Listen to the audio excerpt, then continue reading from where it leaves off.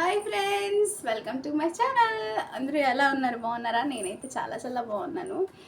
ఇంకా మళ్ళీ ఇంకో రెసిపీతో మేము ముందుకు వచ్చేసాను. ఈరోజు ఏంటంటే పెరుగు పకోడీ చేయబోతున్నాను. అది ఎలా చేయాలి ఏంటనేది మీకు చూపిస్తాను. రాని వాళ్ళైతే చూసి నేర్చుకోండి. ఇంకా కామెంట్ చేయండి ఎలా ఉంది ఏంటనేది. ఇంకా నా ఛానల్ ఎవరైనా కొత్తగా చూసినట్టయితే లైక్ చేయండి, షేర్ చేయండి అండ్ సబ్స్క్రైబ్ చేసుకోండి. ఇంకా వీడియోలోకి వెళ్ళిపోదామా? చలో. ఇగో ఫ్రెండ్స్, మరి నేను కిచెన్లోకి వస్తాను. మనకు ముందుగా కావాల్సింది ఏంటంటే చలంపిండి, ఇక్కడ పెరుగు, కరేపాకు, ఎండుమిర్చి, ఆవాలు, జీలకర్ర, వాము, వంట సోడా, ఇంకా ఆయిల్, ఆనియను, పచ్చిమిర్చి, పసుపు, ఇంకా కావాల్సినంత సాల్ట్.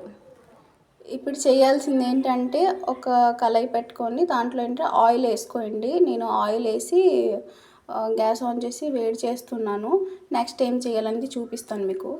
ఇప్పుడు ఏం చేసుకోవాలంటే ఇది శనగపిండి ఉంది కదా, శనగపిండిలోనేమో ఆనియను, పచ్చిమిర్చి వేసుకోవాలి. ఆనియను, పచ్చిమిర్చి వేసుకుంటున్నాను.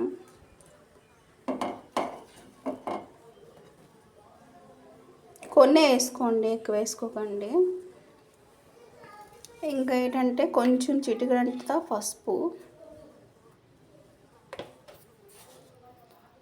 పకోడీకి సరిపోయినంత సాల్ట్,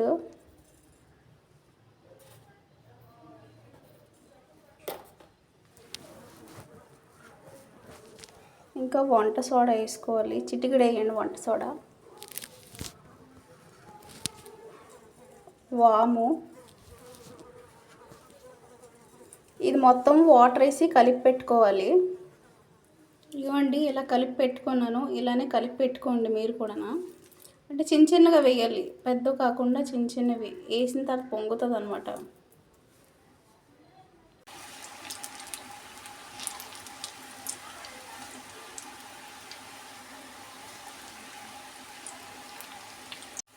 ఇవ్వండి, వేగిపోయి దీన్ని తీసేస్తాను. గోల్డెన్ బ్రౌన్ అయిపోయి అనమాట. వీడియోలో కనిపించట్లేదు, వైట్గా ఉన్నట్టు అనిపిస్తుంది కానీ గోల్డెన్ బ్రౌన్ అయిపోయి తీసేస్తున్నాను అన్నిటిని. ఇగో ఫ్రెండ్స్, మరి నేను తీసేసుకున్నాను ప్లేట్లోకి, అన్నీ తీసుకున్నాను. ఇప్పుడు ఏం చేయాలంటే కళాయి పెట్టి పెరుగుకి తాలింపు ఎలా పెట్టాలో అది చూపిస్తాను నెక్స్ట్.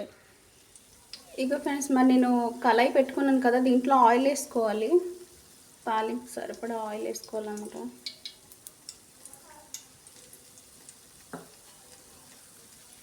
దీంట్లోనూ ఆవాలు, జీలకర్ర అన్నీ వేసుకోవాలి.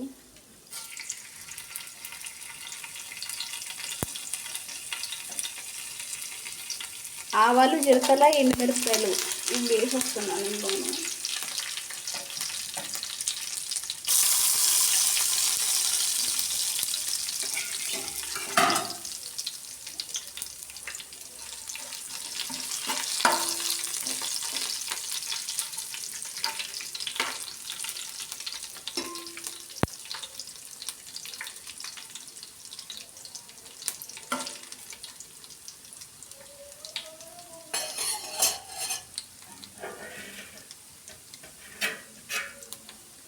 నెక్స్ట్ దీంట్లోనూ ఆనియన్స్ ఉన్నాయి కదా, అవి వేసుకుంటాను.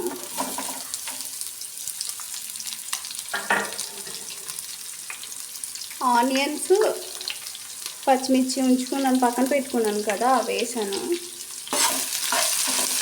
ఇవి ఎక్కువ వేయించుకోవద్దు, లైట్గా వేయించాలి. ఎక్కువ వేయించుకుంటే బాగోదు, లైట్గా వేయించి నెక్స్ట్ ఏం చేయాలని చెప్తాను. మరి ఆనియన్స్ సాఫ్ట్గా అయిపోయి కదా, ఇప్పుడు ఏంటి వేయాలి చెప్తాను. ఇగో పక్కనేమో పెరుగు వాటర్ వేసి కలుపుకున్నాను. మరి అంత వాటర్ వేయకుండా, అటుకిటి కాకుండా, చిక్కగా కాకుండా లైట్గా అంత వాటర్లా ఉండేలా కలుపుకున్నాను. ఇంక దీంట్లో ఏం చేయాలంటే పసుపు వేసుకోవాలి. సరిపడా పసుపు వేసుకున్నాను. ఇంకా సాల్ట్ వేస్తున్నాను, సరిపోయినంత సాల్ట్ వేసుకోండి.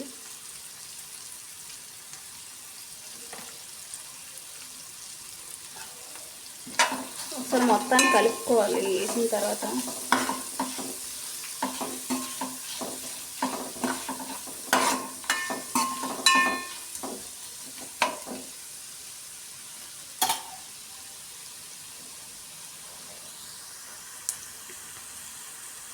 ఇప్పుడు దీంట్లోనే పెరుగు వేసుకోవాలి. గ్యాస్ స్లిమ్లో పెట్టుకొని వేసుకోండి, అప్పుడు పెరుగంతా ముక్కలా అయిపోతుంది.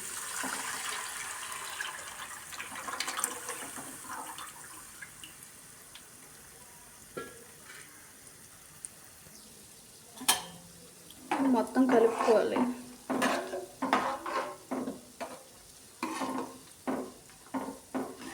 పెరిగేసిన తర్వాత మరిగించడం కానీ అలా ఏం చేయకండి. పెరిగేసిన వెంటనే 1 నిమిషం గ్యాస్ ఆఫ్ చేసేయాలి వెంటనే.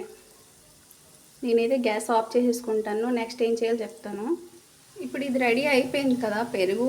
ఇందులో ఏంటంటే మనం పెరుగు పకోడీ చేసి ఉంచుకున్నాం కదా, ఈ పకోడీ అని పెరుగులో వేసేయడమేనండి.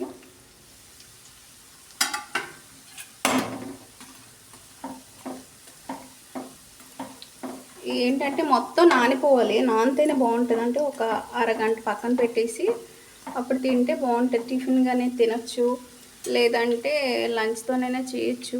చాలా బాగుంటుంది, టేస్టీగా ఉంటుంది. ఒకసారి మీరు ట్రై చేసి చూడండి. మొత్తానికి మన పెరుగు పకోడీ రెడీ అయిపోయిందండి. దీన్ని చూపిస్తాను బౌల్లో వేసి, ఓకేనా? మీరు కూడా ఇంట్లో వండి ట్రై చేయండి. సింపుల్గా అయిపోద్ది, వేగంగానే అయిపోద్ది, ఎక్కువ టైం పట్టదు. చేసి చూడండి, ఓకేనా? నాకు కామెంట్ చేయండి ఎలా ఉంది ఏంటనేది.